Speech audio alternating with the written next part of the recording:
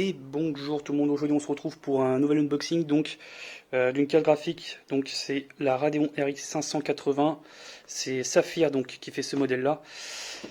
Donc c'est parti, donc c'est pas une carte graphique, c'est une carte graphique qui est parfaite pour jouer sur du 1080p. Après si vous voulez passer à de la 4K, vous pouvez prendre une RTX bien entendu.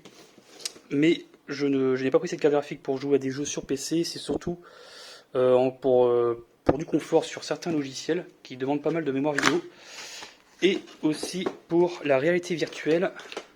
Donc si vous avez un Oculus Quest chez vous, c'est la carte parfaite pour pouvoir faire fonctionner des jeux sur PC vers votre Oculus Quest. Voilà, parce que c'est une VR ready comme on dit, donc vraiment prête pour la VR. Donc on a un CD d'installation ici. Petite notice. Et voici la carte. Le package est assez simple. Il n'y a rien d'autre.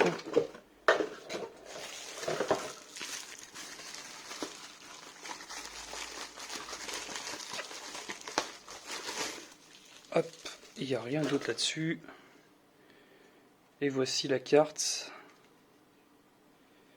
Avec des petits protèges ports. On va faire un petit tour sur les connectiques. Donc on a deux ports display, ou deux display ports, je sais jamais comment on dit. Deux HDMI, et puis là, je sais plus, c'est le DVI ou le VGA, je sais plus, je crois que c'est le DVI, si je dis pas de bêtises. Donc voilà, et bien entendu, les deux petits ventilos. Le radiateur qu'on voit ici. Voilà, donc je vais monter ça tout de suite et je vais vous faire voir quand elle est alimentée en fait tout simplement. Et voilà la carte graphique enfin montée. Donc comme vous pouvez le voir, il n'y a pas de LED qui s'allume, aucune lumière ou quoi. Donc c'est peut-être pas forcément une mauvaise chose cette sobriété. Si vous n'êtes pas trop fan de RGB et ce genre de choses, c'est plutôt pas mal. Donc la carte elle est disponible pour environ un peu moins de 200 € sur le net.